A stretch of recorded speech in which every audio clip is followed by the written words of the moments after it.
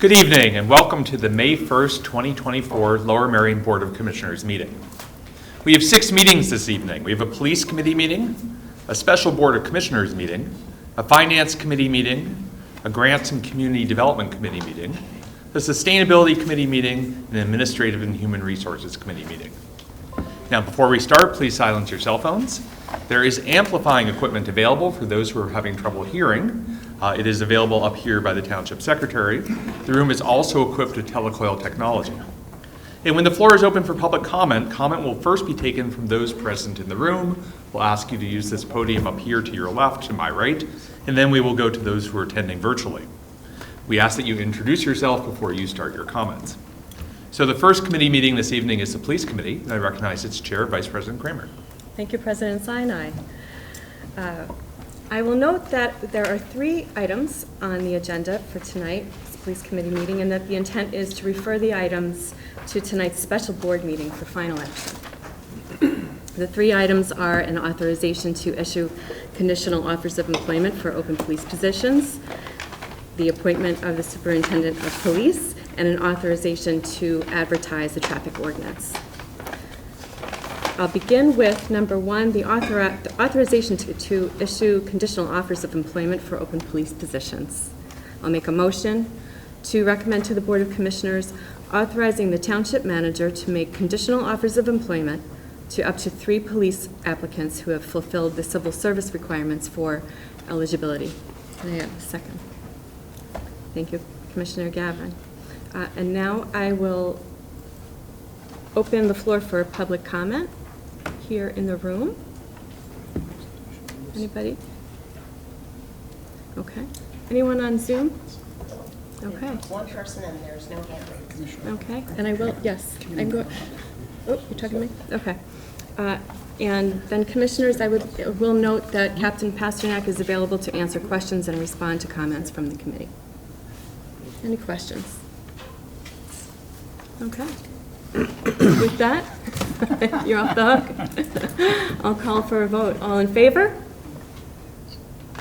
Any opposed? Any abstentions? Madam Secretary, the vote is unanimous. Our second item is a motion to recommend to the Board of Commissioners confirmation of the nomination by the Township Manager of Andrew J. Block to fill the position of Superintendent of Police effective June 3rd, 2024. Can I get a second? Thank you, President Sinai. And with that, I will turn things over to our Township Manager for an explanation. Thank you, Commissioner Kramer. I'm pleased to present my nomination tonight to the board of Andy Block to be our next police superintendent. Chief Block is willing to leave Upper Moreland Township to join us, and in a moment we'll talk a little bit more about Andy, but just to remind you, we've gone through quite an extensive process here to arrive at this moment. With your assent, we hired Baker Tilly USA to help us with a nationwide recruitment process. We went through that advertising in multiple locations. Over 4,000 direct contacts were made to candidates across the country. And based on the first review, we had 59 applicants that met some or all of the criteria that we had advertised. That was narrowed down to a pool of 17, where we did video questions to those candidates. That pool was then narrowed down to 8 that we actually brought in for live interviews, or actually had online live interviews with 8. Those 8 were narrowed down to 5, and those 5 were brought here to the boardroom for interviews. We had a great panel that conducted that process. We had 2 commissioners, Commissioner Kramer and Commissioner Stevenson. We had 2 representatives from the Fraternal Order of Police. We had our Assistant Township Manager, Brandon Ford, our HR Director, Beth Lillick, and myself, and our former Finance Director, Eric Traub. We put the 5 finalists through an interview process and then continued on with background investigations, further discussions, and narrowed the pool down to 3, where we sent, again, some more background investigations, some more discussions with folks who knew our 3 finalists, and we chose 2 to send to testing for police management skills and aptitude testing, and both of our 2 finalists came back as very well qualified. We have gone through this whole process and ended up with our nomination here tonight. It just goes to show that there's a lot of talent in this area in the police world because a number of our finalists were local. We had at least 1 that was out of state in the 5 that we interviewed in the final process, but we think we've arrived at a candidate that is going to serve Lower Merion extremely well in the future and do great things for the Lower Merion Police Department. And with that, I'd ask Assistant Manager Brandon Ford to tell you a little bit about Andy. And I want to thank Brandon Ford and Beth Lillick. They did a lot of the legwork, working with Baker Tilly on the whole process, the contacts back and forth, the discussions, the documents, and they really worked hard to bring us to this point. So I want to make sure I thank both of them for their hard work. But Brandon, if you would tell the board a little bit more about Andy. Absolutely. Thank you for the, for the support to yourself, Manager McNeely, as well as the rest of the board. It's been a real privilege and honor, and I think I could speak on behalf of Beth and myself to really, spearhead this recruitment. A little bit about Andy. Andy, as Manager McNeely referenced, is currently the chief of the Upper Moreland Township Police Department, which is a community of around 26,000 people right here in Montgomery County. He has over 38 years of experience in law enforcement, including 28 years at Radnor Township Police Department, where he rose through the ranks and ultimately retired at the rank of Deputy Superintendent of Police in Radnor. After that, he has served as an executive law enforcement consulting firm that he worked for, as well as served as an instructor covering topics for law enforcement administration, management, public safety, communication, and leadership for Newman University. Andy has a master's in public safety management from St. Joe's University and is a graduate of both the FBI National Academy as well as Northwestern University School of Police Staff and Command. Finally, Chief Block is a lifelong resident of Lower Merion Township, where he has given years of his life not only in the service of public safety, but as a volunteer for the Lower Merion Fire Department, as well as Narberth Ambulance. So Andy not only has the professional experience, but also his personal experience as a volunteer, as both in the fire department and with Narberth Ambulance, that we feel makes him the best candidate for this position, that if appointed as nominated by the manager, he will serve the township well. Thank you, Brandon. Before we turn to commissioner comment, I'd like to make an opportunity for any residents in the room who would like to make a comment. Please come on up. And just your name and where you're from in the township or in the township department. Good evening. I'm John Yashevitz, the president of the Lower Merion Township Fraternal Order of Police. Tonight, I express gratitude to the Board of Commissioners, Township Manager Ernie McNeely, and the senior staff for involving us in the selection for the process for the Superintendent of Police. This marks a significant moment in our township's history, and we are eager to collaborate with the new superintendent to maintain the highest standard of police services to our residents, visitors, business owners, and community stakeholders. We are thrilled to begin a new chapter in our department with the appointment of Andrew Block as Superintendent of Police. We offer him our full support. Welcome, future Superintendent Andrew Block, to our esteemed organization, and we look forward to working with you in the near future. Thank you. Thank you. Any other public comment from the room? No? Any other public comment in the room? This way.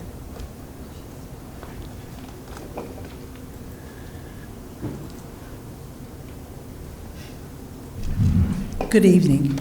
My name is Christine Dixon Anderson, excuse me, and I chair both the Civil Service Commission for Lower Merion and the Police Minority Relations Committee. I'm not here tonight representing either. I'm here personally to say that I am pleased with your recommendation for superintendent of the police department. I've known Andy for a number of years, and I'm very confident that he will do an excellent job. Congratulations. Thank you. Any other comments from those in the room? Okay. Madam Secretary, anybody online? I do have Adrienne Seltzer. I'm going to promote her to a panelist. Okay.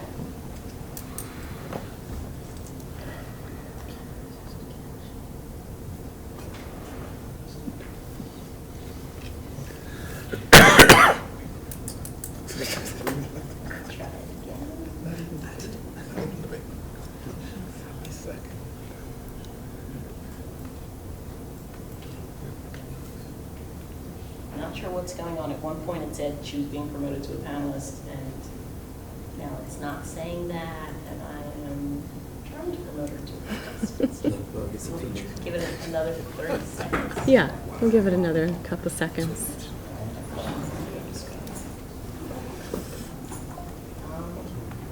Okay, all right. Yeah. Maybe, Oh, she maybe declined. later. Okay. Okay, maybe later. Okay. Thank you. Well, now we'll turn to commissioner comment and questions, and I will take the liberty of going first. I would like to begin by thanking the township manager, assistant township manager, and our HR director for conducting such a thorough and thoughtful search process. As you know, this is a really important hire, and I think that you knocked it out of the park. Thank you so much for all of your work, and I think this is an excellent nomination. I'd also like to thank all of those that lent their time and good judgment to this process by participating either in focus groups or on the interview panel.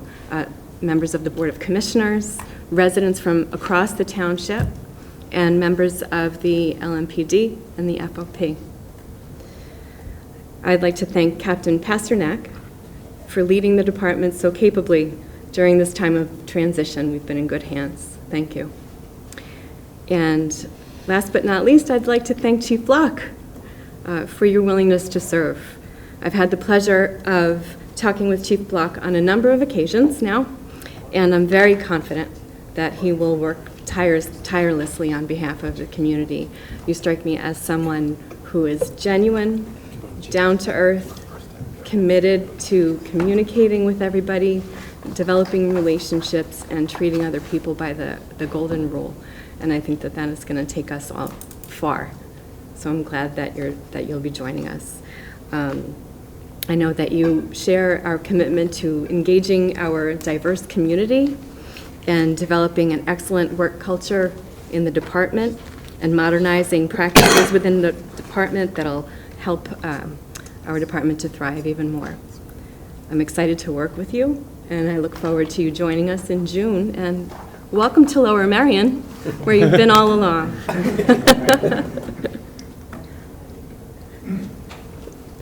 And any other comments? Yes. President Sinai. Thank you, Vice President Kramer. So I'm going to echo a lot of what Vice President Kramer said, but just not nearly as well as she said it. And to start, to say thanks first to our Assistant Township Manager, Brandon Ford. I think our manager said correctly. It was very clear that Brandon led this effort, and he did it admirably. And I think we all very much appreciate the talent and capability you brought to this exercise.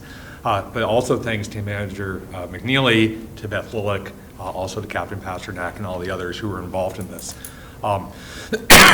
It's an important position in this township, and we thought it was important to have a process that involved people in setting out what the characteristics would be that would be a great superintendent of police for Lower Merion. And that process involved focus groups of stakeholders, residents, community groups, commissioners, officers, and others to advertise broadly, widely, to get the best possible pool of applicants. A thorough interview process, assistance from a third-party consultant that had a bigger perspective, trying to not just have a township perspective, but get broader perspective onto the search. It was that important to us. And just to be clear, what happens tonight is the manager selects who to hire. The superintendent of police reports to the manager. The board of commissioners approves that selection. Right? That is our choice tonight, whether to approve it or not. I'm very happy to support that selection tonight. I'm one of the few people, I think, on this board who hadn't met Andy Block before this process, and through a commitment to plausible deniability, I didn't know who were in the final list until late in the process. But Andy Block has had a very distinguished 38-year career, and I think the things that made him appealing, he's had a wide range of experiences, both in Radnor and Upper Moreland and as a consultant. He's also a teacher. And I can appreciate that, and I can appreciate all the characteristics that in terms of communication and engagement and connecting with people that go with that role. He's a leader, clearly, as demonstrated in Upper Moreland and here in our township in the fire service. He's a doer in terms of getting things done. We have things to accomplish in this township, and we want someone who would actually accomplish them. He's incredibly genuine. He's clearly a motivator. He's a communicator. He engages. These are all attributes that were extremely important to us. And I somewhat, sheepishly, because we were some of the people who pushed for it, we did this national search and we turned up with someone who was here, right? But it was important because the national search gave us perspective of all the possible applicants out there to appreciate what we had here. And that was important to do. And I think Andy, we went through a process that came up with like 8 pages of what we wanted our next police superintendent to embody, what characteristics, what objectives we had. And I think Chief Andy Block really represents those characteristics and those objectives that this board and all the stakeholders put together in what we were going to search for. So this is a somewhat bigger stage than Upper Moreland, twice the residents, possibly 4 times the size of the police department. I find that incredibly exciting, and I really look forward to what Chief Block can accomplish with the tremendous talent that we have already here in Lower Merion Police Department and the resources that Lower Merion has at its disposal. Delighted to support this appointment, and I thank everyone involved. Thank you, President Thank you, Simon. Vice President Kramer. Of course. Any other comments? Commissioner Grimes. Sure, yeah. Thank you. So I represent a ward where Andy Block is very well known through his long-standing service to the Gladwyne Fire Company as assistant chief, a member of the vice president, and I believe of the board now, and as fire chief for a period. And I will tell you, earlier today, as soon as it became public that Andy's name was going to be placed in nomination today, I sent something out to my constituents, and in all the time I've been on this board, this is probably the first time where I got only positive comments on anything and no complaints. I did get complaints about other things, but I won't bother people with that now. Mostly about, is Bridge 6 open? Which the answer was yes to.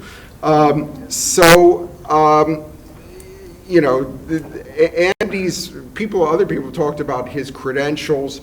I could tell you from my experiences personally with him, he has always been open, available to deal with, and frankly pleasant to deal with. During our interview, at the time we had to talk to him, it wasn't a real interview, but I was impressed by his willingness to try some innovative things to help with traffic enforcement, his discussion about getting officers and also himself out to the community, getting the police out of their cars more to talk to residents, which I think many of us feel is important.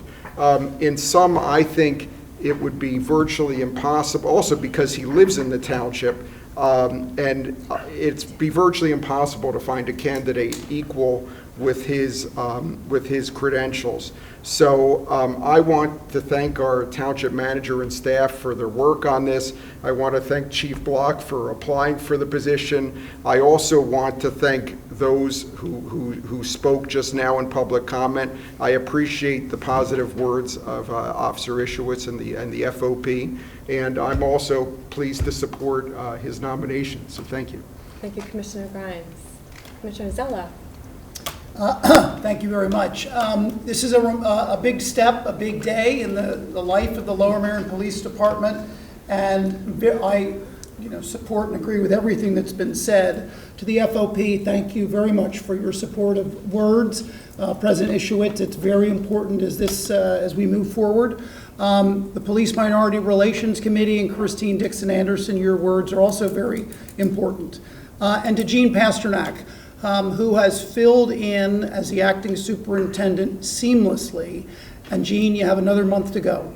And so we have not lost a step at all. And I thank you and we thank you for your professional approach to filling in in the superintendent's role.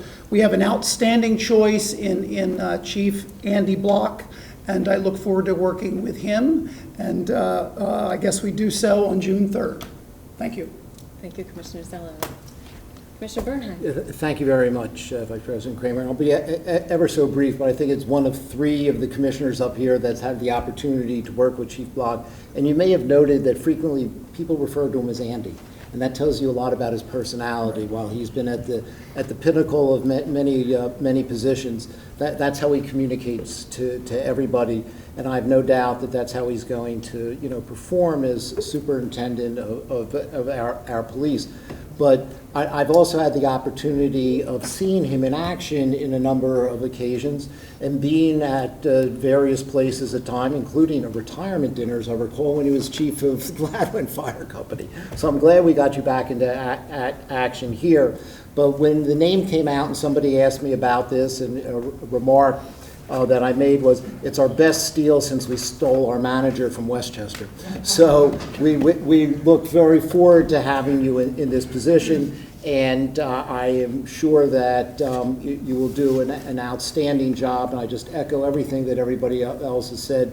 Look forward to being able to confirm the manager's recommendation in a few minutes. Thank you very much. Thank you, Commissioner Bernheim. Commissioner Stevenson.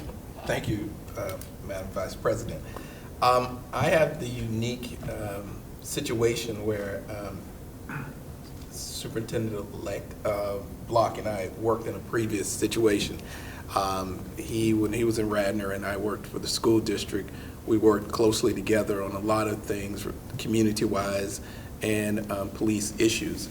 And I was impressed then, and I continue to follow his work through those times.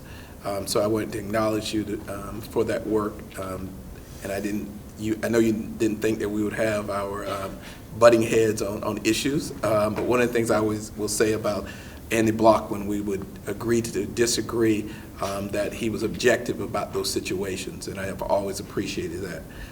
I would also like to acknowledge being a part of the search committee, the manager and the team here. The candidates that came forth were excellent candidates that we had for finalists, and no disrespect to you, Mr. Block. If one of the other candidates would have been selected, I would have been okay, because that's how good the finalist it was. But I think that the manager did an excellent selection on there, but I think it would be remiss if I didn't acknowledge the fact that the work that they did to bring excellent folks there. Finally, I would like to acknowledge the president of the FOP. This community we are dedicated and committed in this board to having an excellent police force and to give you all the supports, the training, and the things in place. There have been a lot of issues that we've had to deal with around from a humanistic piece, some of the things that we still have to address to heal with, but you put forth that bridge and that connection. Says a lot about what FOP wants to do as we move forward. It says a lot about the things that we can work together, so I would also like to thank you as well. Thank you, Madam Vice President. Thank you, Commissioner Stevenson. Commissioner Gladwyne. Great, thank you very much. Unlike Commissioners Bernheim and Stevenson, I haven't had a lot of opportunity to work with Chief Block, but throughout this process and the few times I'd met him before, just incredibly impressed with his experience, his skills, his vision. The only hesitation I do have is the professionalism of an adult who goes by Andy instead of Andrew. With that said, I think it can be overridden by all of the wonderful qualities and all of the experience that everyone has had with him, so I'm more than happy to support this nomination. Thank you. Thank you, Commissioner Gladwyne. Commissioner Kramer. There's not much else to say. Welcome. We're delighted to have you. Any other commissioner comment or question? All right. You're a hit. So, with that, we'll have a vote. All in favor of the confirmation of our new superintendent, Andy Block? Say aye. Aye. All right. All opposed? No abstentions? Madam Secretary, the vote is unanimous. Thank you.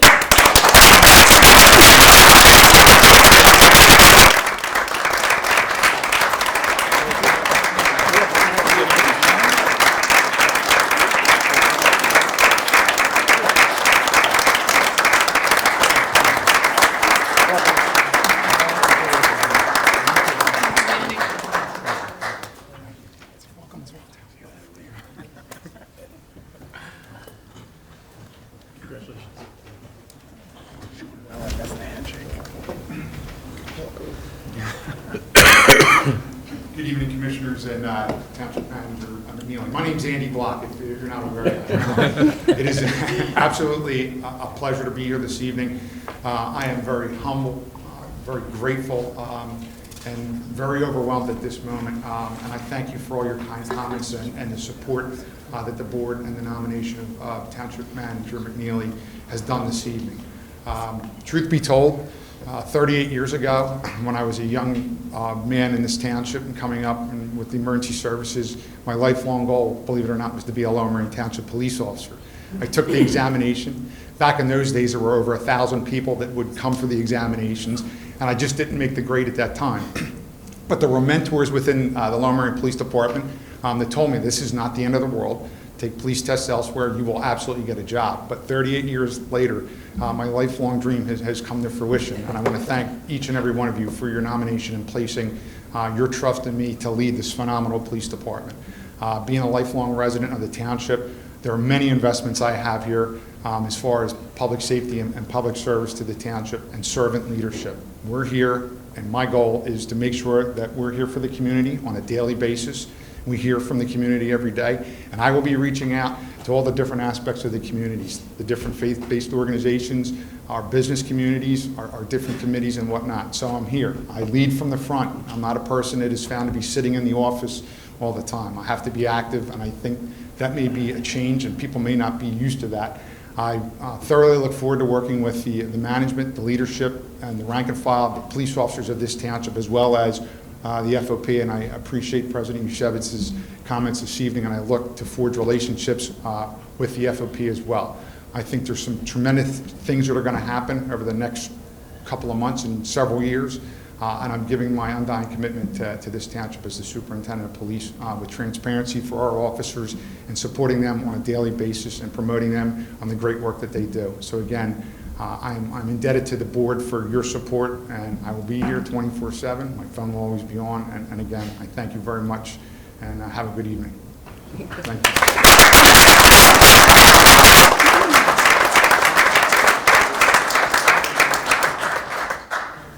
Okay, well, that brings us to our final item on tonight's Police Committee agenda, an authorization to advertise a traffic ordinance.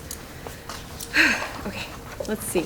I would just like to, before I get into the nuts and bolts of this motion, I'd just like to note that the intersection that we're talking about tonight is has a pressing need for our attention, and so that in the interest of expediency, we're getting the ordinance moving now, even though the traffic safety study is still ongoing, so that if warranted, this can be adopted on May 15th rather than waiting until June, because this does deal with a sensitive area over by Penn Valley Elementary School.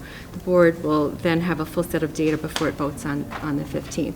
So I will first make a motion, and then we'll move things over to Captain Pasternak for more discussion.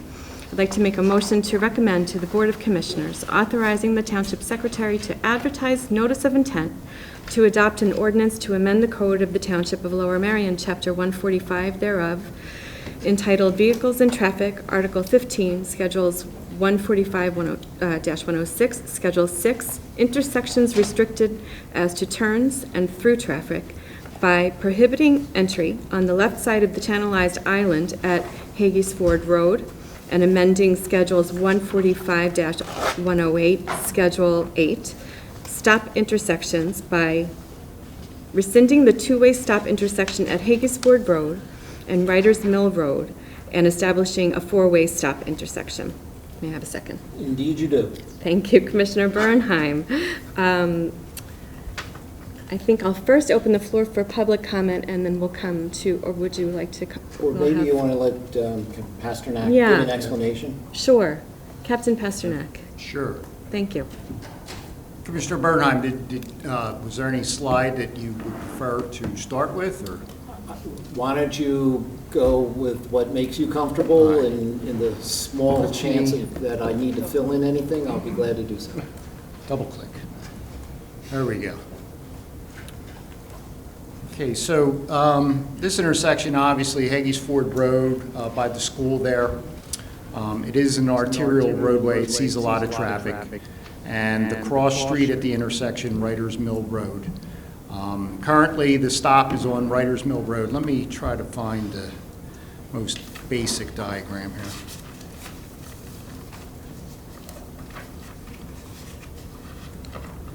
So this is the intersection, very basic diagram. You see where the existing stop signs are. What this diagram doesn't have is the curve cutout that we're also addressing. So I'll go to an image of that. So if you're driving up Hagys Ford Road, approaching the school, which would be on your left, going north towards Conshohocken State Road. Currently, there's a cut that goes through the corner, which would allow someone to turn right onto Writers Mill Road. Oddly enough, someone coming down Writers Mill Road wanting to turn left onto Hagys Ford can also use this. It's two-way at this time. So there's a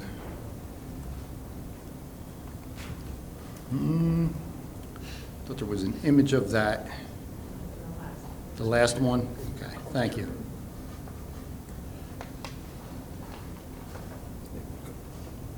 Yeah, so you can see that cut out there. So what's proposed here, the residents, a lot of the complaints here are about crashes. We've looked at this intersection before, and obviously you're familiar, PennDOT has warrants that they want us to follow to install a stop sign. A multi-way stop sign would require a certain amount of volume, traffic or pedestrians from the roadways. Another threshold would be crashes, and we've been getting a lot of them. We've looked at these crashes before, and in the past they've never met the threshold of 5 reported in a 12-month period. And we have some images here of some recent crashes. So in the past, we had 3 over a 12-month period. We've had 4 over a 12-month period. Since August, just August, we've had 7. And 5 of those 7 involve vehicles crossing Hagys Ford on Writers Mill. So those cars are already controlled by a stop sign, but the cross traffic on Hagys Ford is not. I think the 2 other crashes involve turning movements, which are also correctable by a stop sign. So typically, traffic safety will do a complete study And Lori, if you can help me get back to the, if I just X out of this, okay, there we go. I think I got it. Yeah.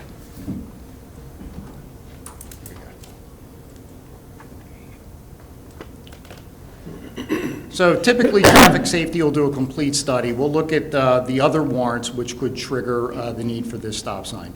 We'll look at the traffic volume. We will look at the site obstructions. We will look at the crashes. Crashes are the easiest to pull up. So as I said, we've had 7 just since August.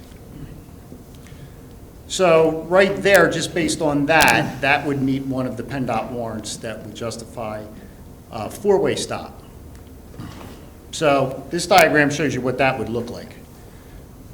So you would have a stop sign on all 4 approaches.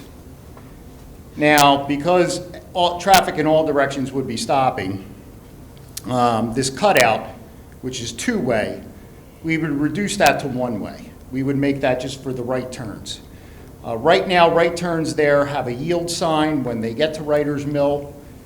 That's going to remain, but if you were to stay and go straight, you would have to stop at the intersection before crossing Writer's Mill.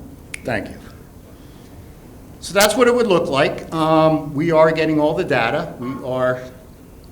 We're going to get the traffic counts. We are going to get the site distance. But it's, again, the crash threshold is already met. Thank you, Captain Pasternak. We'll then move to Commissioner question and comment, and I'd like to go to Commissioner Bernheim. Yeah, first. thank you very much, Vice President Kramer, and thank you, Captain Pasternak. I know you've come in a little bit on the tail end of this, and Sergeant Kolesh has been working and been a recipient of no less than the 100 emails that we both have received about this. This has been an issue that has been a concern of the neighborhood for years. The one diagram that you showed with the sketch is actually an engineer's sketch, which was approved by Bob Duncan back in 2016. So we've been talking about this problem for a while, and as you noted, it had not met the warrant of 5 crashes in a given year. I've always had difficulty with that concept. The idea of putting up preventive measures is to prevent crashes, not waiting for them to occur. But unlike airports, we don't record near misses when we do the statistics, but we as commissioners do receive those reports quite frequently. The fact that this is at a corner of a school gives a little bit more of concern because there are children who are walking there. The school district has had the request for a period of time of getting a crossing guard, especially in the morning, and I had a conversation with Superintendent Yanni this morning. Commissioner Grimes was on that call, and arrangements are being made for a crossing guard to at least be there in the morning, which will also help the drivers as they get accustomed to the fact that there will now be a 4-way stop sign on, not just Writer's Mill where it exists now, as well as Hagys Ford. In addition, there'll be that added safety element that you mentioned when you're traveling up Writer's Mill towards the school. You did have that left-hand turn without going to the corner. That will no longer exist. You'll have to go to the corner and stop because it is very difficult at times for people to make that turn. There will be the right-hand turn from Hagys Ford down onto Writer's Mill, and that has never been a traffic safety issue. In fact, that probably also enhances safety. So having these elements come out there and at this period of time makes a lot of sense because the commissioners get a report every week. That report had 2 crashes, all right? There was a 3rd shortly thereafter. That's part of your 7. So we had 3 within 2 weeks. So now it's time to do something, and to do it now, certainly with the school year still being in progress, we did not want to wait. And one of the issues of getting the trips of the traffic that goes by is that no one's driving on Writer's Mill because it's closed all the time. Trust me, I live there. I have to go all the way around to China to get home. And those people that when it's open don't go there because it looks like a road that's been bombed in Ukraine. So, we won't get the same number of trips when we do those results, but we will have enough to satisfy the warrants so that when we come back as a board, we'll be able to, approve this with comfort.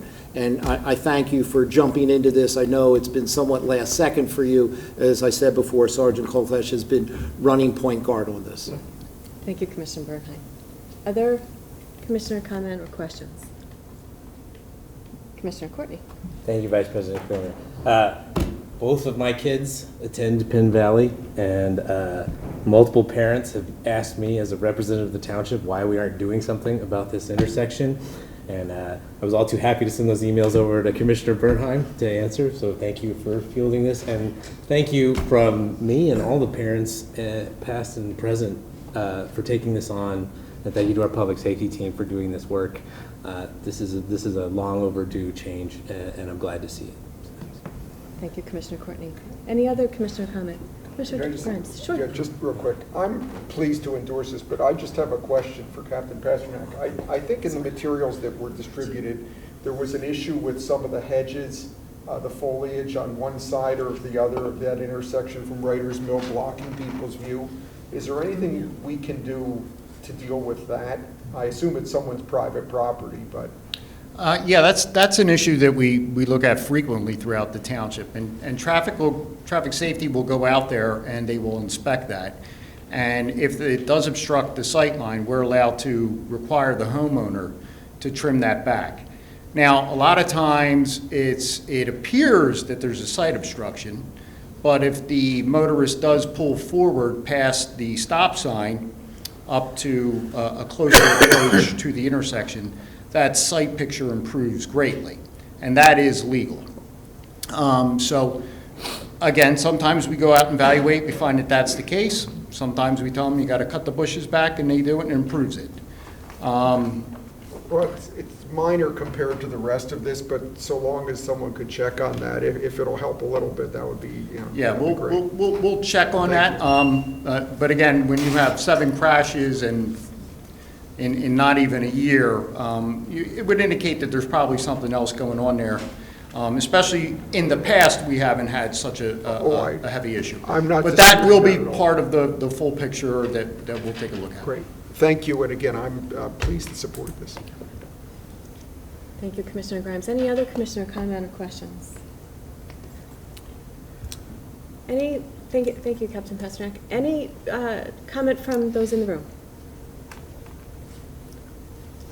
There's no one on No Zoom one right online. Okay, all right. Oh, come on up.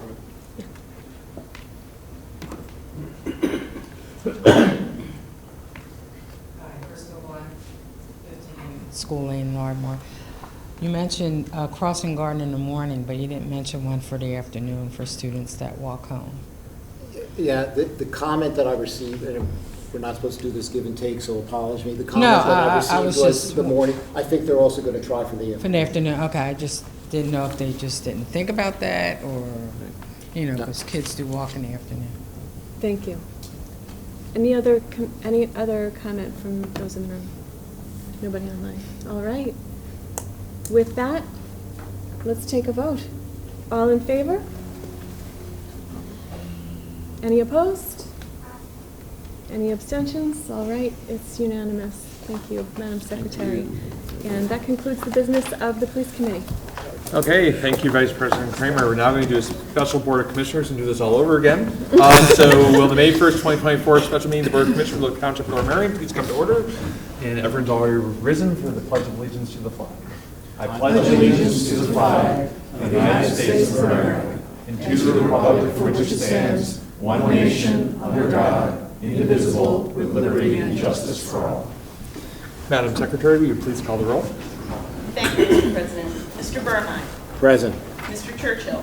Here. Mr. Courtney. Here. Ms. Epstein. Here. Mr. Gabbard. Present. Mr. Grimes. Here. Ms. S. Kramer. Here. Ms. G. Kramer. Here. Dr. Rossman. Here. Mr. Stevenson. Present. Mr. Whalen. Here. Mr. Woodring. Here. Mr. Zella. Here. Mr. Sinai. Here. Mr. President, we have a quorum. Thank you, Madam Secretary. So what we're going to do right now is have a Board of Commissioners meeting where we just go through what we did in Police Committee previously and do it at the board, and that way we can move these things along officially. So we have an opportunity for public comment. These are on the items that we just have public comment on. If anyone wishes to come and make public comment again, you're welcome to come to this podium. Okay, seeing none. Jody, do we have anyone online? Okay, thank you. I'm going to make a motion for all three items, since all three passed unanimously. So I'm going to move that we approve the following items: authorization to issue conditional offers of employment for open police positions. Excuse me. Motion for the appointment to the superintendent of police, and move that we authorize the advertisement of the ordinance, Chapter 145, Vehicles and Traffic, Hagys Ford Road and Writers Mill Road stop sign and one-way regulations. Do I have a second? Vice President Kramer, thank you. Madam Secretary, is that a show of hands? Or, yeah. Okay. All those in favor, please raise your hand. Okay. Opposed? Abstentions? Madam Secretary, those pass unanimously. We are going to adjourn the Special Board of Commissioners meeting and turn to our next committee meeting, which is the Finance Committee. And I recognize its chair, Commissioner Zell. Thank you, President Sinai. There is but one item on tonight's Finance Committee agenda. It is for the committee to consider awarding a contract for stabilizing a slope behind the Belmont Hills Community Center. And to tell us more, our Assistant Township Manager, Brandon Ford, is with us. Yes, thank you, Commissioner. I'm filling in for Finance Committee meeting tonight. So before you is a consideration for recommendation for approval of an award of a contract, as Commissioner Zeloff said, for rear slope stabilization behind the Belmont Hills Community Center. And that contract would go to Joseph J. Danielle LLC, which is the lowest bidder in our bidding process, for the total amount of $80,646.69. This slope is located in the rear parking area abutting a residential property and has eroded over time. Staff, including the township engineer, has met with that abutting property owner, and they have agreed to the improvements that are included in this contract. This contract would be funded through the Capital Improvement Program. We budgeted $115,000, so with the bids coming in at a little over $80,000, we are about 30% under budget. Thank you, Brandon. My recollection is that this is not a new problem. It sounds like this is a solution to a problem that's been a difficult one to address. That is correct. And this is not a wall, but this is stabilizing the slope. Yes, absolutely. It includes regrading that slope as well as seeding. So as you said, it's not a wall. It is fixing the erosion and regrading a consistent problem and alleviating that problem on that abutting property as well. And I think you said the competitive process generated a qualified bid that's 30% below the estimated cost. That is correct. Yes. So do committee members have any questions or comments? Commissioner Woodring, I think this is your award, and you know about this? I do. I'm aware of the slope in question. It is just down from an existing resident. So without taking care of this sooner than later, it could erode further, jeopardizing potentially their property and the community center itself. So I obviously am full support of making this happen. So great. Okay, are there any members of the public in the room that have any questions or comments? Jody, are there any members of the public online with questions or comments? Seeing none, I will move that the Finance Committee recommend to the Board of Commissioners approval to award a contract for Belmont Hills Community Center rear slope stabilization to Joseph J. Danielle LLC in accordance with bids received on Thursday, April 18th, 2024, with the recommendation of the Acting Chief Financial Officer, with the approval of the Director of Public Works and Township Engineer, in the total bid amount of $80,646.69. Do I have a second? I do, from Commissioner Woodring.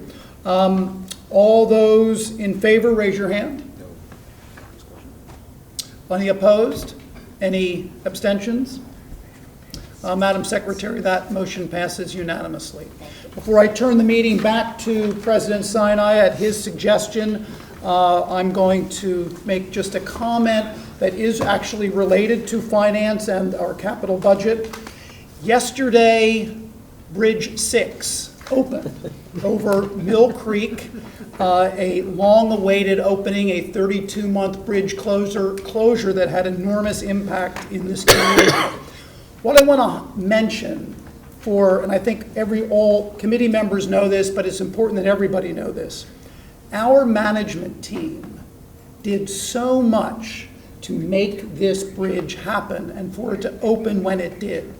Our manager was in regular communication with the bridge department and in Montgomery County. Our assistant manager, at my request, was in regular communication with the 10 neighbors whose lives were disrupted for 32 months. And all the scheduling issues and changes that impacted their ability to get in and out of their driveways. Our Public Works Director in Public Works actually installed the granite curbing and installed inlets that either weren't on the drawing or just weren't going to get done. And so that made a difference, and that happened at the very end. And our township engineer was there regularly and not to have the official inspection role, but to oversee and observe. And I say all this because this wasn't our project. We don't own this bridge. This is not in our capital budget. We spent $0 of our capital funds on this bridge, yet we spent extraordinary management time for this now beautiful bridge to be open and open when it did. And so I want to first of all thank Ernie and Brandon and Paul and Joe for all their work and commitment to making this happen and helping Montgomery County solve problems. And I also want to make a point. This year of 2024, we have an enormous capital budget. We're planning to enter into a contract to build a new Ardmore Avenue Community Center and many other projects. We just got a full report from our manager on those projects.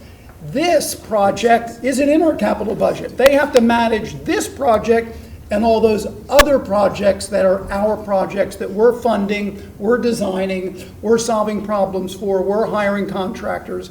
And so this really is a year of capital improvements in this township. And when I often say, management makes a difference in how we get things done, this is an example that's sort of out of the ordinary of getting things done that aren't even in our plan in our capital budget. So thank you, and I think I wanted to just highlight that, and thank you, President Sinai, for allowing me to do that. Thank you, Commissioner Jalapa. Very well said. Concludes the business of tonight's Finance Committee. We will turn to the Grants and Community Development Committee. I recognize its chair, Commissioner Epstein. Thank you, President Sinai. We have one item on the agenda this evening. It's an authorization to issue a letter of support to Gladwyne Free Library. So I'd like to make a motion to recommend to the Board of Commissioners to authorize the issuance of a letter of support to the Gladwyne Free Library for inclusion in a grant application to the COVID-19 ARPA Multipurpose Community Facilities Program. Can I get a second? Thanks, Commissioner Grimes. And I can open the floor for public comment. Would anybody like to comment from the public? No? Oh, you are? I couldn't see you. No, that's great. I'm glad you're here. I didn't see you back there. Thank you. Come on in. I promise to get you out of here quickly. No, my name's Mary Kate Hollander. I'm speaking on behalf of the Gladwyne Free Library Board of Trustees. I've been a resident of Lower Merion Township since 2016 and a member of the Gladwyne board since 2020. And as you mentioned, we are applying for $330,000 for capital improvements to our beautiful historic library in the heart of Gladwyne. Does anybody have any questions for us in regards to that? And we have our city manager forward here to answer questions, so okay. You don't have to. But if there's anything else you'd like to share?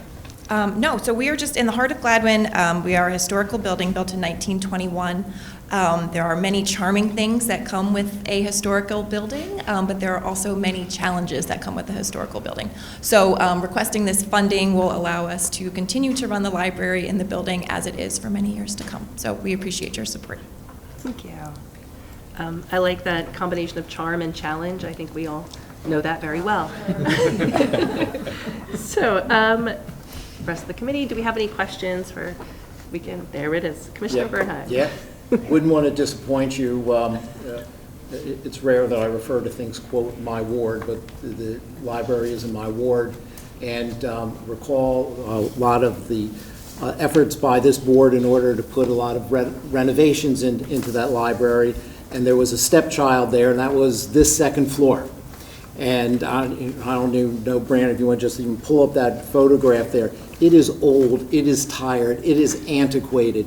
And to have the ability to go ahead and be able to make this floor, which for a period of time was only used to house some antiques, some old materials, dated, historic materials would be sitting there, not in the kitchen there. And that is kind, because that's like a PR photo, and you can't tell that that floor is decrepit. Those chairs, if you sit in them, not all of them are going to be stable. And the idea of being able to get some funds and to update that, because that becomes a very, very useful room for the library. This is a great, great opportunity. And Mary Kate, appreciate all of your work that you do for that library and all of the work that you've done in order to, promote this grant. And I'm hopeful that all of my colleagues will, give their support to help out. Thank you very much. Anybody else? Oh, yeah, Commissioner Zella. Thank you, Commissioner Epstein. A few weeks ago, we approved a grant application for, I believe, $2 million for the Ardmore Avenue Community Center, I believe from the same funding source in the Commonwealth. So I would just ask whether Ernie or Brandon wishes to comment on competing grant applications. I recognize this is not our application. This would be supporting a separate application. But I think it's important to be aware and to hear management's view. Certainly, and I can speak first, Manager McNeely. You are absolutely correct, Commissioner Zeloff. A few weeks ago, I was in this same exact spot introducing a similar request from the Philadelphia Skating Club and Humane Society for an application to this program. For those unaware, this is a grant program offered by the State Department of Community and Economic Development that is a unique and new program because it is entirely funded by American Rescue Act funds that the state of Pennsylvania received from the federal government. So all the funds that will be awarded to those projects selected are from the federal ARP legislation. Regarding the competitiveness, technically, yes. All these applications are going after the same amount of money. That includes the Philadelphia Skating Club's application, Gladwyne Library's application. I know of a few other individuals and organizations that are also putting applications in, as well as the township, where we also put an application in to this very project, requesting $2 million for the Ardmore Avenue Community Center. So in the short of it, yes, they are all competing against each other, but there is a lot of money out there, and the one thing that I'd like the board to just keep in mind is that as many applications as we see here, or we've heard and experienced over the past couple of weeks, this grant application includes a lot of deadlines. As we are all aware, the same ARP regulations, including that obligation deadline of having contracts signed and in hand with notices for order to proceed by the end of this year, which, not to diminish the ability of many organizations, but a lot of applications, I'm not confident, with the exceptions of ours, would be in a comfortable spot to get that done and executed. So, are they competing? Yes. But I think that our application individually is a very strong one, given that the financial resources and the funding that we have secured already. Thanks very much for that explanation. Thank you. Any other comments or questions? Yeah. All right, then let's go ahead and take a vote. Vote on the motion to send a letter of support for this. All in favor? Okay, looks like that passes unanimously. Thank you. And that closes the Grants and Community Development Committee meeting. Thanks. Okay, thank you, Commissioner Epstein. Our next committee meeting is the Sustainability Committee, and I recognize its chair, Commissioner Courtney. Thank you, President Sinai. We have one item on the agenda tonight, and it is a follow-up to two previous discussions we've had around electric vehicle charging stations in the township. Tonight, we will actually be voting on a proposal to install electric vehicle chargers in the Bryn Mawr parking lot. I plan to make an amendment to what's in our agenda, specifically around idle fees. This is an issue that I think is addressed in the memo, but no recommendation was made by staff. In conversation in the Sustainability Committee this morning, we think we have a proposal that will work. But before I get into that, I'm going to hand it over to our Sustainability Manager, Paloma. Over to you.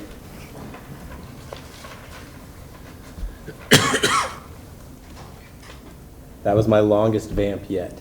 I was told to wait to share, so I'll There we go. go in when it's time to go. All right. Good evening. Everybody hear me? Yes. Okay. For consideration today is a recommendation to install electric vehicle chargers, or EVSE, at the Bryn Mawr Station lot. Approve a charging fee of 20 cents per kilowatt hour from 7 a.m. to 11 p.m. and 15 cents per kilowatt hour from 11 p.m. to 7 a.m. and waive parking fees for vehicles that are actively using the EVSE. So last September, the Sustainability Committee authorized staff to explore installing level 2 charging stations, and that included where to place them, how the ownership would work, and how to enforce EV-only parking.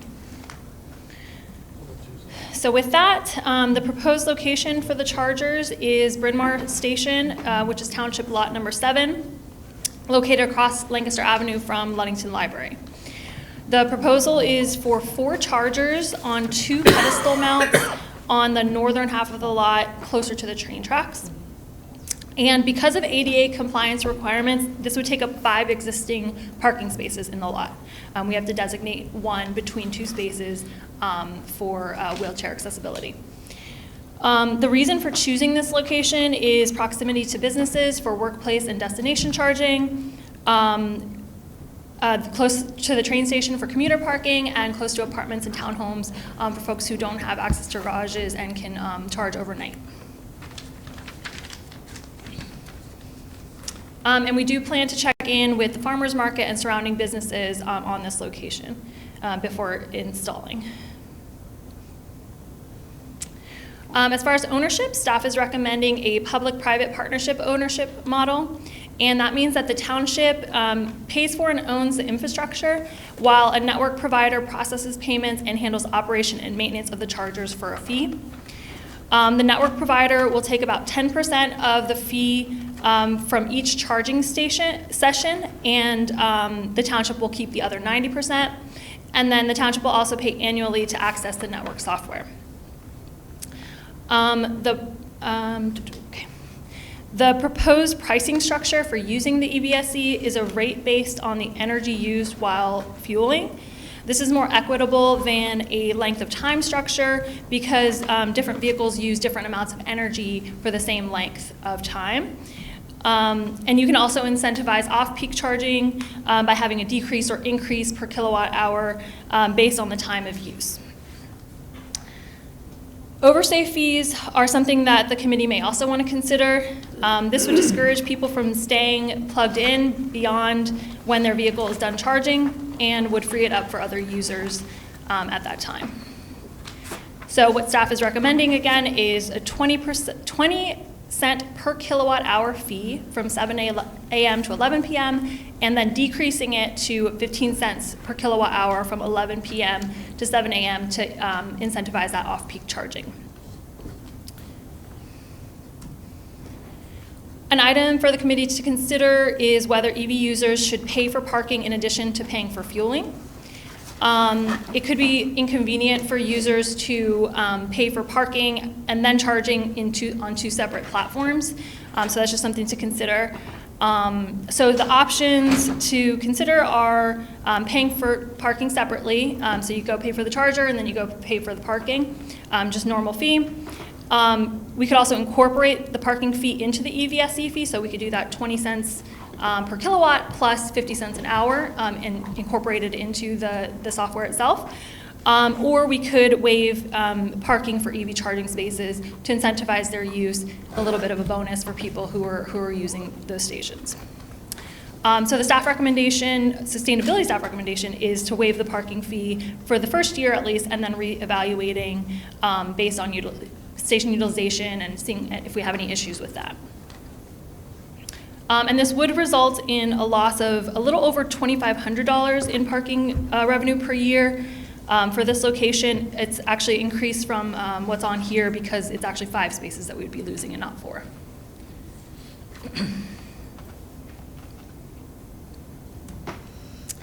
As far as timeline, we expect to be able to complete the make-ready work, select an installer and a network provider, and order the equipment in the 3rd quarter of this year, and then stripe and add signage to the parking spaces, install and energize the EVSE in the 4th quarter.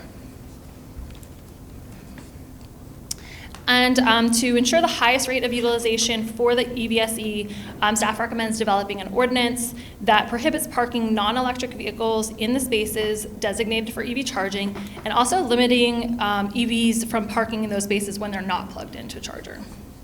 So we don't want people to just come in and say, I have an EV charger, I can park here for free either. And that's something that staff can work on over the next couple months as well.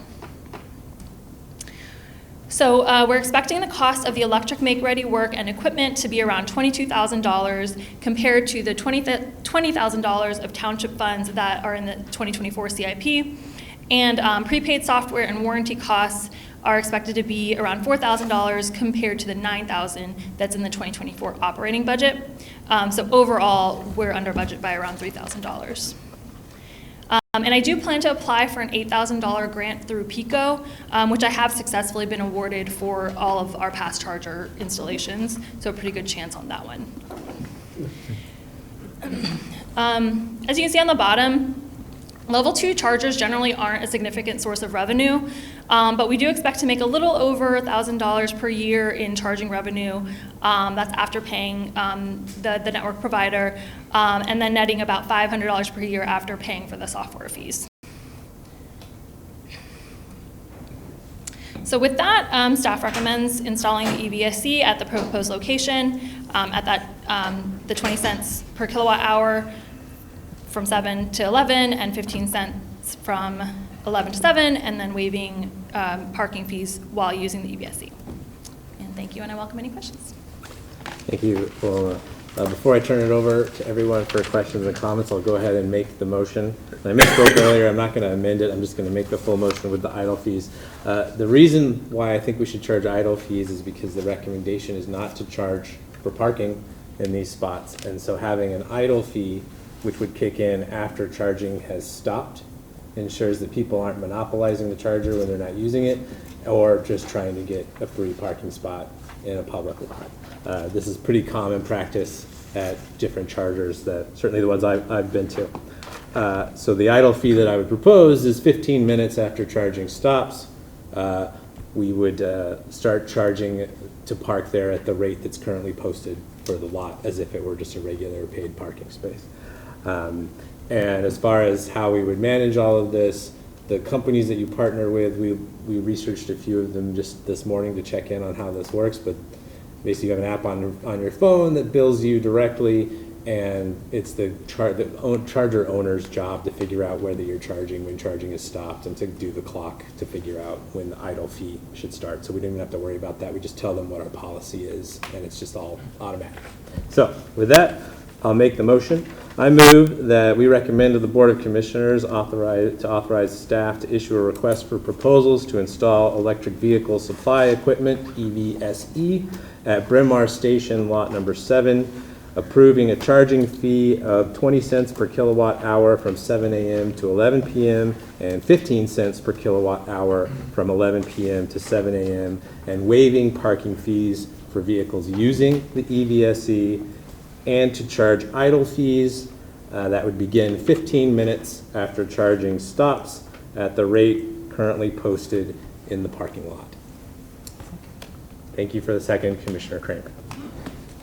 With that, are there any questions or comments on the motion? Yes, Commissioner Epstein. So I will say first, when I read this agenda item, I literally went, ooh, like out loud. I was like, yeah. So that's right near my house, and I walk there all the time. I think that all this is wonderful, clearly going to support it. Something that wasn't mentioned, I just wanted to add another benefit.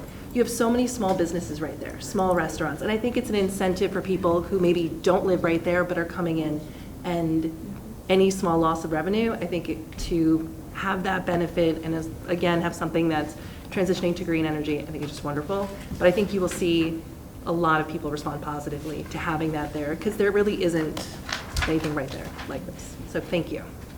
Thank you, Commissioner Epstein. Commissioner Zeloff. Thank you, Commissioner Courtney. Lot 7 is rarely full, so it is a very good location. Parking study in Bryn Mawr 2 years ago, Ernie, 5 years ago, showed that. It is full on special occasions, but they're known and planned, and there aren't that many. So I have some specific questions. So Commissioner Courtney, is an idle fee the same as an overstay fee? No. Is that how it's referred to in the memo? It's not exactly, but close up. An overstay fee would be if you could still be charging to be there, is my understanding. An idle fee is you've actually stopped charging, but you're still in the spot. Yeah. There's an overlap between them. They're similar. The overstay fee is based on a length of time. Idling fee is based on when you're done charging. So an overstay fee would be set, after 4 hours, we start charging you X amount. An idling fee is similar, but it's after you're done a certain percent of charging, which I do want some direction on that, 80% or 100%. But yeah, after a certain percent of charging, then we start charging that fee. So here's what is, here's the question I want to ask. If I'm a commuter and I park my car today, I pay the parking fee, and when I come back 8 or 9 hours later, I drive away and have paid the parking fee. If I plug my EV in and I do the same thing, I'm getting the benefit of having my vehicle charged and paying for that, and there's no penalty if the fee for the idle fee, as has been indicated, the name is idle fee. It's not enough of a incentive for someone to not leave their car all day. Well, and so that's a concern that I read when I read this, and I'm glad the motion includes an idle fee, but I don't think it's high enough to prevent that from occurring. So I want to raise that issue. Okay. I think what it would basically do is let you park for free while you're charging, and then pay for parking while you're not charging. So, I get it. That makes sense. I'm on board with not charging the parking fee for the charge time, because presumably charging, you should probably tell us this, is the charging 30 minutes, 60 minutes, 90 minutes? I guess it depends on the vehicle. Yeah, for level 2, it'll be several hours, maybe 2 to 6 hours, depending on the vehicle and the size of the battery and the level of charge it was when it arrived at the. So it is within the realm of possibility that a commuter could come in with an empty, somewhat empty vehicle at 6 a.m. and by 3, 4 p.m. Be done charging, or take that long for them to charge, and it only be like 2-3 hours of an idling fee. So in that case, they're just paying for the parking space. But you're right, it doesn't disincentivize. But the issue is they're preventing others from using it. Sure, yeah. And so anyway, it's, I guess, somewhat less of an issue if it's 2 to 6 hours to charge, but I still think it's still an issue. And then I guess I want to understand, why does this motion specify pricing? Why isn't this market-based pricing?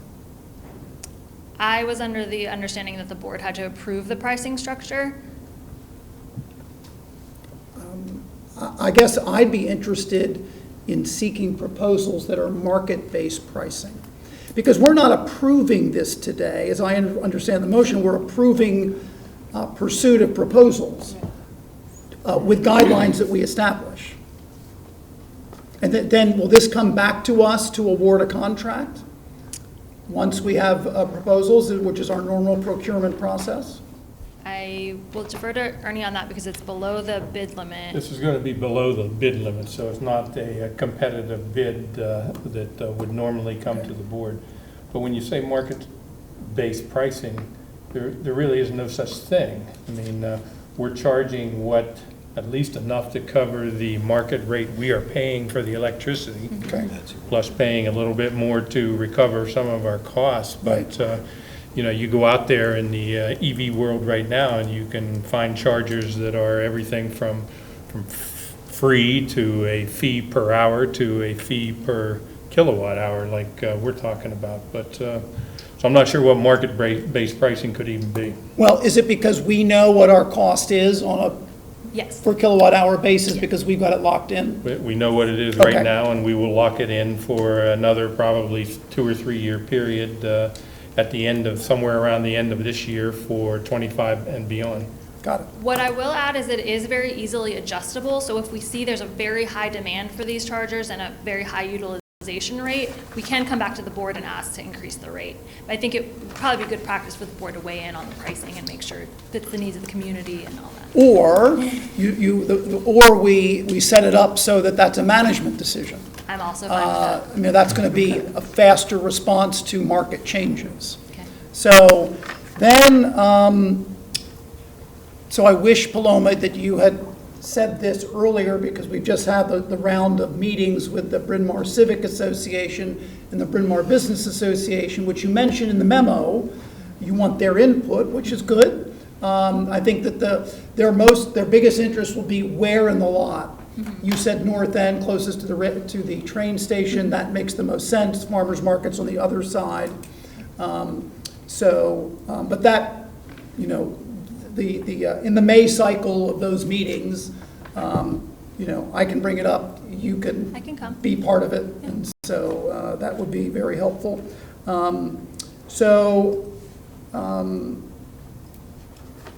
Those are my questions. And again, this is a good location and parking lot for this proposal. Thank you. Thank you, Commissioners. President Steiner. Thank you, Commissioner Courtney, and Commissioner Zeloff. You touched on the more than touched on the two things that I was going to raise. But so, I guess the first for the idle fee. Thank you for proposing that. I think that's a really terrific idea. I think I see this a little differently than Commissioner Zeloff, in that, like, my expectation is that during commuting hours, it's 1 car per day, right? If someone's going to park there, they're going to hop on the train, they're going to go somewhere, they're going to charge during that day. And the only thing you want to avoid is someone coming along, like plugging in their car, charging for like 5 minutes, and then parking for free, right? Like, and so making the township whole for the parking makes sense, but I don't think, like, during those hours is when your commuting hours is when you desire churn, where you want the cars to turn over a lot. Like, overnight, I also don't think we're trying to get people to, like, swap out their car at 3 a.m. after it's fully charged. You want them to park there and go to bed. You know, it would be interesting, and maybe for another time, to consider, like, you know, these spots are close to restaurants and and businesses, as Commissioner Epstein said. Like, maybe during, like, you want to have like a 2-hour limit during those times, right? We could have time-based pricing as you have here. We could have time-based penalties as well, right? You can have a lot of flexibility in how you set the pricing structure to at various points. But I think this makes a lot of sense for how we're doing it. The second is, I had a question similar to Commissioner Zeloff's, and I think he got most of the answer, which is we're setting the rate at basically like our cost of electricity plus a little bit, right? And then higher when we want it's a little more surge. I guess the question is like, do we need to then like actually meet and change the ordinance every time our rate changes? Is that like when we get re-signed the contract in 2025 and lock it in? Are we going to have to do this again, or can we just say, look, charge something that's a few cents higher than our cost of electricity, and like don't come back? You could certainly do it that way, or you could do it like you do a lot of fees. We do it by resolution, not by ordinance. We have a resolution that every year we adjust some fees, and we could simply do it on an annual basis like that. We're sort of just getting our feet wet into the realm of public charging facilities here, and we'll get a lot of data from our first trial here, and we'll learn from it. There may be changes that need to be made. Okay. Okay, great. Okay, that's very helpful. Thank you. And thanks for bringing this forward. This is exciting. Thanks, Commissioner Courtney. Thank you, President. Commissioner Churchill. Thank you. How are we going to advertise this? How are people going to know about these charging stations? Should I stand out there with like a spinny sign? That's a start. This is a good question, and I think it would be good to sit down and think about some, a focused promotional campaign around this once it gets closer to installation. I know that Which would be when? I'm sorry to interrupt. So we're expecting them to be energized towards in the fourth quarter of this year. Okay. And there are EV ride and drive events annually in the region, and so that might be a good way to promote it, is to have one of those events where we have EV owners come and park in the lot, and residents can come look at them, and then we show off the chargers and that whole kind of thing. So that's one idea, in addition to through our sustainability ambassadors, obviously social media, press releases, and things like that. But we can definitely work on some. You're giving it some thought. So I yes. will. Yes. I know that a former commissioner always complained that there were too many signs in Lower Merion, but I think we'll probably have to have some signs in the parking lot directing people to these sites. So you don't think so? I'm still here. I don't call you Lou. Commissioner Churchill, if I could, I can offer an answer to your question. The company that we partner with will advertise the charging space. They'll put it on Google Maps, and the cars themselves use those databases to know where the chargers are, and will literally drive themselves to it when they need to be charged. Okay. Anything further, Commissioner Churchill? No. All right, Commissioner Gavin. Thank you. I think this is a great idea. I'm fully supportive. Just a couple of clarifying questions I had. One, you said would check in with the farmers market. Are we giving them like a veto on this, or what do you mean check in with them? What did that mean? I think it might just be good practice to let them know that it's coming before they see it start, before they see work starting on it, and if there's any glaring concerns or any, like for instance, the location of them, if we know, but if had we not thought that through, that's something that they would have said to us, just anything like that, anything we miss, and it's just good practice. Okay, no, I think absolutely, and I think that's when there's going to be the biggest fight over spots at the farmers market. All of the vendors and people going to the farmers market. I think there's going to be a huge demand and a need for that. These shouldn't be in the way, right? If these are in the back towards the restaurants, right, it shouldn't interfere with the farmers market. Is that correct? That's the idea. Okay, great. I just wanted to make sure we weren't saying, oh, if you guys don't like this, we're going to rethink our plan, because I don't think that's how we should run. No, yeah. Okay, perfect. If there is a huge demand, is there, in your mind, space, and maybe this is a question for Commissioner Zella, to expand beyond these spots and add 3, 4, 5 more spots, or where do you think this ends up ultimately? Are you referring to the same, To in this that lot, same lot? yeah. I think that would be a discussion that we would want to have with parking, make sure that we're not taking up, because those are EV-only spots, that we're not taking up too many spaces and really inconveniencing. Maybe at that point, it is a bigger discussion with the businesses in the farmers market, make sure we're not inconveniencing the folks that use that lot every day. But, yeah, we could definitely cross that bridge when we get to it. I don't know that it's,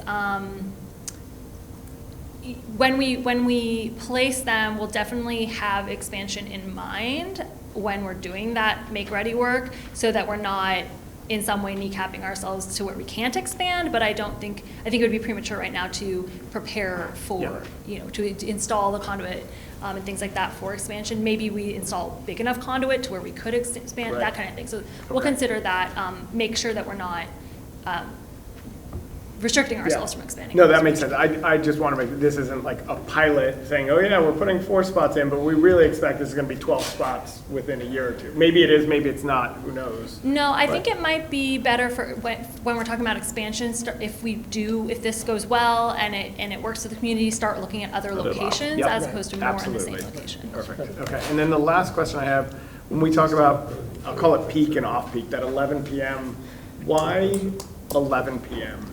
Where did that number come from? So it's based on PICO's off-peak charging times, what they consider to be off-peak charging, and also just kind of thinking of the user experience of, if you're plugging in overnight, it might not be too late to go get your charger in at like 10 PM and then, I was, 11 PM is late for that. If it's tied to PICO's time and that's when off-peak is, that makes sense. That's mostly what, it's Okay. mostly tied to the off-peak and when there's less demand for energy on the grid, and so when our, charging there is less impacting the grid. Okay. Because if it was based on our demand and demand of usage, I would say 9 PM is probably more appropriate, but if it's based on PICO, I'm happy with it being at 11.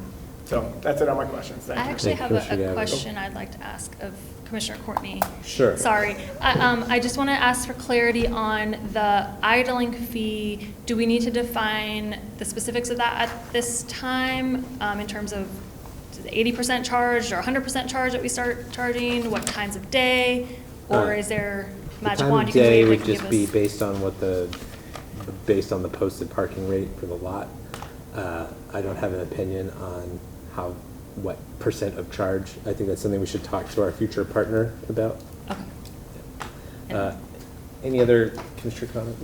Commissioner Bernheim. Yeah, first, thank you all very much. This is really fascinating. There's just a lot of, we're going to go on a big learning curve as we go ahead and do this, different vehicles, different charging, different times that they're there. And I just, applaud the effort and thank you and Commissioner Courtney, and I don't do that just because you like stop signs.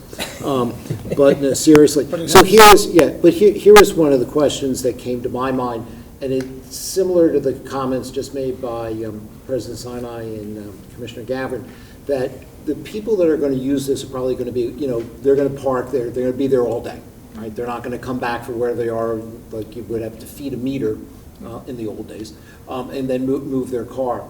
And what I don't know if this is even something that may or may not occur. You thought about repetitively, is there a concern? The same people are going to be using this day in and day out. It'll become, first come, first plug in, and then you would have, the same vehicles that are there, or since it's close to some commercial places, you're going to have people that work there that are going to go ahead and use it, and we only have 4 spots, then we're really not going to get, what we're looking for. And I don't know if that is something we have to wait to see what happens and then how we monitor and what we do about that, or I'm just making something up. No, I've definitely gone down all of those rabbit holes myself, and I think there's a lot of them. I think it's good to zoom out a little bit and think that the main objective is utilization rate and making sure that these chargers are being used as much as possible.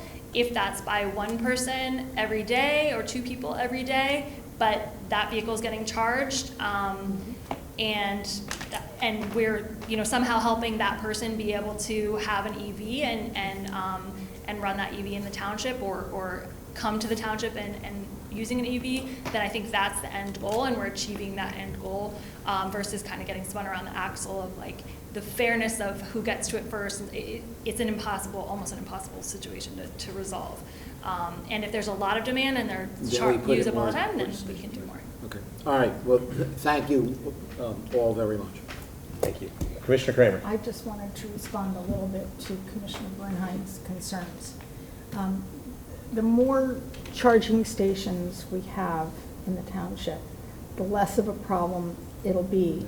And most cars now have at least a couple hundred miles of range. So people don't need to charge their cars every single day. They might need to charge a car once a week, once every 2 weeks, depending upon their usage. So I don't think you're going to have the same 2 or 3 or 4 people monopolizing these spots day in and day out, because they're not going to need to charge every single day. I do know that we have a shortage of public charging right now in the township, and a good example is, and we were talking about this morning, is the lot at the Acme, which has level 3 chargers, and often has cars lined up waiting to charge there. We need to be having more public infrastructure, and this is a small step in the right direction. And we need to next analyze what the rest of the need is and the other potential locations and start meeting the needs right now. This is the first step. Thank you, Commissioner Kramer. Commissioner Rossman. I've been quiet through some of these discussions, but I think as a whole, we really want to enter into sustainability. I feel sorry for Paloma every time she comes forward. You have a slew of questions. I'm going back to some of the electric vehicles. I also compliment you this week. You've been trying to compost, and I've run into a couple email slugfests. But I think we also have to approach this. It's very difficult for us to embrace it. So I want you to understand that, I think, and to go forward, and also to trust the process that it's going to work. But I do trust the staff for doing excellent work. I compliment you and everyone else that you work with, and I think we sort of have to hold our breath and go forward with these suggestions. Thank you, Commissioner Rossman. Before I come back to Commissioner Zeloff, I realize I haven't gone to public comments, so why don't I do that and we'll go second round. Anyone in the room? All right. Is there anyone on Zoom? Commissioner Zeloff, over to you. Thank you for a second bite at the apple, Commissioner Courtney, but a quick question. So, because you said that availability and location is made known through technology to those seeking chargers. So is it at a sophistication level where when there is the occasional lack of availability in this lot because of events, is that included in the the daily availability or the availability at the time? There are a few, as I mentioned. The big one is Bryn Mawr Day, when the whole lot is unavailable. What I don't want to have happen is people expecting to be able to charge and can't because they can't get in. I do know that if the chargers are in use, that is known to the system. Okay. I don't know, though, that if the parking lot is unavailable, if that is something, I'm sure that's something we can work with our partner and say, at these days, these chargers aren't available. Great. Thank you. I assume I'm making assumptions about other people's companies. But something you can follow up on. Yes, sir. All right. With that, I'll call the vote. All those in favor, please raise your hand. All those opposed? All right, Madam Secretary, the motion passes unanimously, and that ends the Business and Sustainability Committee this evening. Okay, thank you, Commissioner Courtney. Our remaining committee this evening is the Administrative and Human Resources Committee, and I recognize as chair, Commissioner Woodring. Thank you, President Sinai. We have one agenda item this evening. That's a resolution authorizing a cable franchise renewal agreement for the years of 2024 to 2028 with Verizon Pennsylvania LLC. I'll start with a motion to recommend to the Board of Commissioners adoption of a resolution authorizing the Township Manager to execute the cable franchise renewal agreement between the Township of Lower Merion and Verizon Pennsylvania LLC. Do I have a second? Thank you, Commissioner Andy Gladwyne. I'll open this up to the floor for public comment. Is anyone online? Nope. Okay, and then I'll turn to the committee for questions or comments, noting that we do have Brandon available for questions, and Phil as well.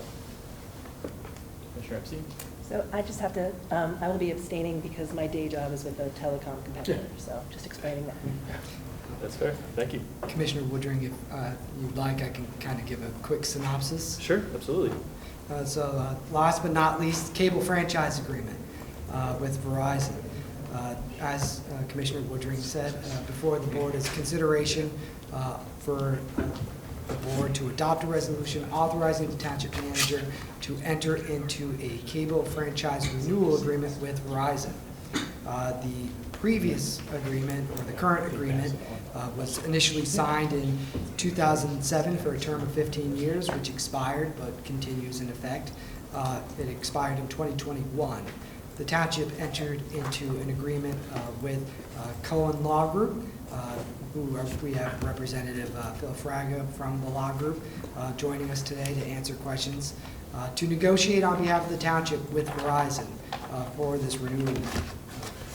Since 2020 when negotiations began, and now a global pandemic, some staffing changes, prolonged the negotiations, as well as, doesn't come to as a surprise, the changing world of video services, the rise of internet-based entertainment such as Netflix, Disney Plus, and other streaming services which are internet-based versus cable-based, which are the services that provided by companies such as Verizon and Comcast, which are subject to the cable franchise agreement, have really risen in popularity across the township, the nation, the globe. And that has made negotiating with the cable companies a little bit more difficult because it's a tougher environment in terms of the cable companies. But I'm happy to say that over the past year, specifically from this past summer to now, township staff working with the Cohen Law Group has made significant strides, and what we're here with you tonight is a negotiated agreement, a renewal agreement with Verizon for a term of 5 years that continues a lot of the major terms that were existing in the previous agreement, including a 5% cable franchise fee on the gross revenues obtained by Verizon from subscribers in the township, as well as expanding the number of revenue sources that are subject to that cable franchise fees. One example being those regional sports packages that I myself enjoy, as well as a few members of the board. And one of the other things that Public Information Officer Laura Jennings and I would like to highlight is a one-time grant from Verizon in the amount of $230,000 that would be paid by Verizon to the township for investments in AV infrastructure and our broadcasting equipment. And in talks with our PIO, I'm happy to say that if this agreement is authorized and once we are in receipt of those funds, they would be used to not only upgrade the AV equipment in this room, making the monitors that you see and the projectors on both sides of you disappear, going completely wireless, but would also be used to invest in a closed captioning system for all cable programming that is featured on LMTV. I'm going to put the disclosure that we are a government entity. According to the FCC, we are not required to offer closed captioning for our cable services, but at the direction of the board as well as management, it is an investment that we think is worthwhile to expand our programming to those in need of closed captioning. So once this agreement, or if this agreement is to be approved and we are in receipt of those funds, we would not only make those upgrades to this room, but also invest in that closed captioning system, which we hope to have operational by the end of the year. Right, so we also have Phil, who did the actual hard work of negotiating with Verizon, should any of the commissioners have any questions. Thank you, Bryn. Are there any questions or comments from the committee? Commissioner Mawr. Yeah, thank you very much. First, Phil, I know you're joining us. I want to thank you for sliding through my series of questions that I sent and shared with the board. As always, your firm, the Cohen Law Group, does a real nice job for us in walking this landmine of trying to deal with the world of cable and Verizon, et cetera. I do just want to note one thing, if I may, and correct me if I'm wrong, Brandon. Those 5% fees all get charged back to the customers. So, you know, we collect it, but it is our own residents that are paying for it. And there are a couple things that are in this agreement that I'd just like to note. One is that its length, its time, its term is shorter than normal. And that is done because Verizon has taken the position that they're watching the streaming systems, which are seeming to take over what's happening in cable. They're shortening the term of the agreement, and they've also provided a provision whereby they could get out of the agreement by giving notice. It's an effective almost 2-year period by which that notice would come out to us. And one of the things we want to make sure is that our residents get the same type of notice for those who have not moved over towards streaming or want to consider it. And it's probably because those costs are what driving people to go away from cable to streaming. Maybe Verizon wants to lower their costs. But you know, that's taking place. But it appears to be that shift is there. I'm disappointed. I don't want to get another TV remote, and I'm just learning how to adjust the rabbit ears. So, but the other aspect of this is that within the agreement we have negotiated, and it's been there for a while, our ability to ask questions to audit. As I understand in the response to the question I said, we've never exercised that. And now is not the time to go ahead and drill down into that, but it may be something that we want to consider to make sure we are getting whatever that revenue stream that we're entitled to, and that, or at least that information is being provided to us so that we can go ahead and take a look at that. Other than that, I'm convinced that Phil and the rest of the members of his firm have probably negotiated as good a term as we can get. It is not the most level of playing fields going ahead to do this. So, to some degree, if people, feel a little bit better that we're getting money from Verizon as opposed to giving it to them, maybe, you get that little Pyrrhic victory. But in all sincerity, I think that, this is something that we should endorse. And if I may, Commissioner Bernheim, I've, in conjunction with Manager McNeely, we've already obtained a price to conduct an audit, and it is our intent to propose conducting such an audit of Verizon based on the pricing that we've received from the Cohen Law Group, and presenting that as part of our budget for 2025. Good. I appreciate that. It was something I was going to promote at another time, but I'm glad to hear you're, a good giant step or two ahead. Great minds think alike. Any other questions or comments? Commissioner Grimes? Yeah, thank you. So I have a question. I'm going to apologize to Brandon and Mr. Frager for not asking this in advance, but this just came up from a resident today. Verizon and the other cable companies have these wires on the poles, and they seem to, when they're no longer providing service, the wires stay on the poles, and sometimes are down on the ground in either wrapped nicely or not wrapped nicely until Public Works has to ask them or cajole them to come out and deal with it. Is there anything in this agreement that requires them to be responsive about removing wires that aren't necessarily being used, or is that something that's just not possible to have addressed? I'm happy to address that. Go ahead. This is Bill, right? Yep. If you can see me on the screen there. Appreciate the question. Also appreciate the opportunity to speak to you folks, and appreciate Commissioner Bernheim's detailed and very thoughtful questions that we share response. I think all of you folks indicated you had seen it. The long and short of it with respect to the wiring or any of the, I'll just call them operational issues in general.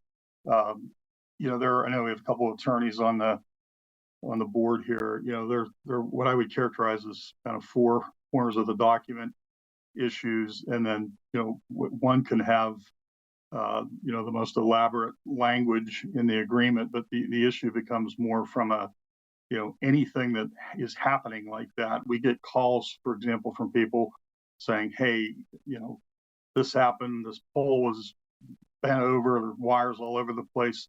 We have, in our experience, as long as we're making aware of what these issues are with specificity, I would like to think, at least based again on considerable experience, that these will be resolved in a timely fashion to your satisfaction. So I don't know if some of the complaints, to which you're alluding, are things that have been communicated and there's frustration over just them not being remedied, or people are just upset because they see them. And we're certainly happy to. We have operational contacts separate and distinct from the people with whom the government affairs and outside counsel with whom we deal. So that would be one suggestion. The short answer is language addresses that, but the language in and of itself is pointless if we're not actively enforcing the agreement, if that makes sense. All right. So what I'd like to do is maybe, Brandon, I'll just communicate with you offline about this.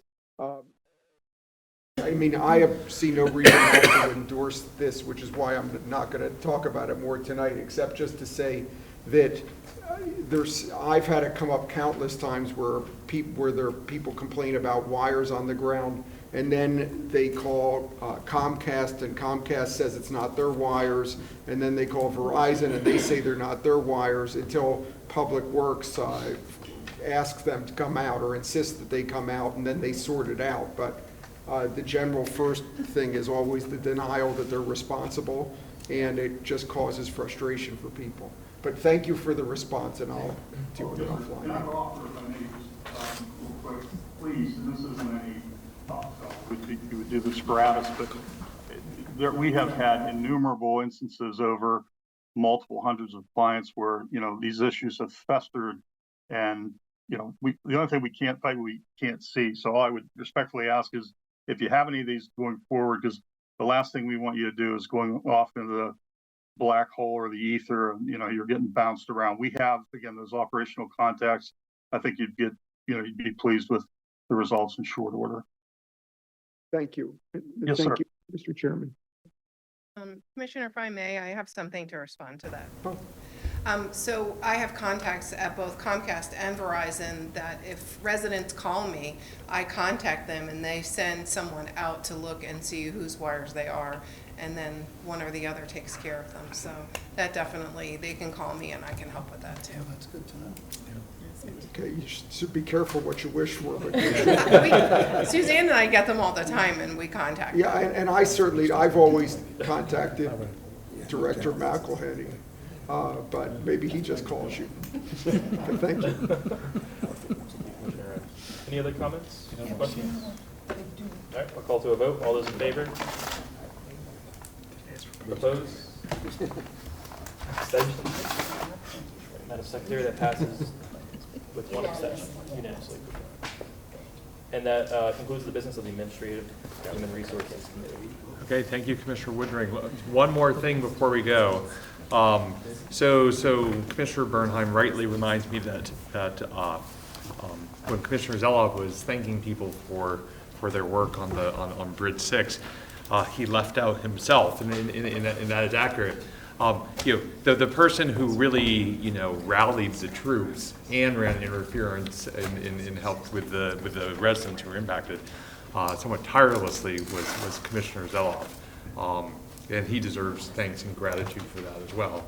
Commissioner Bernheim, I'd like to add something to this. No, that's perfect. You're spot on. It was somewhat humorous of the elected officials there, and Commissioner Grimes and Commissioner Ross and myself were there. There were 4 of them standing up there, the 3 county commissioners and Commissioner Zelloff, and he was the only one that was there from day one, from this bridge up in there.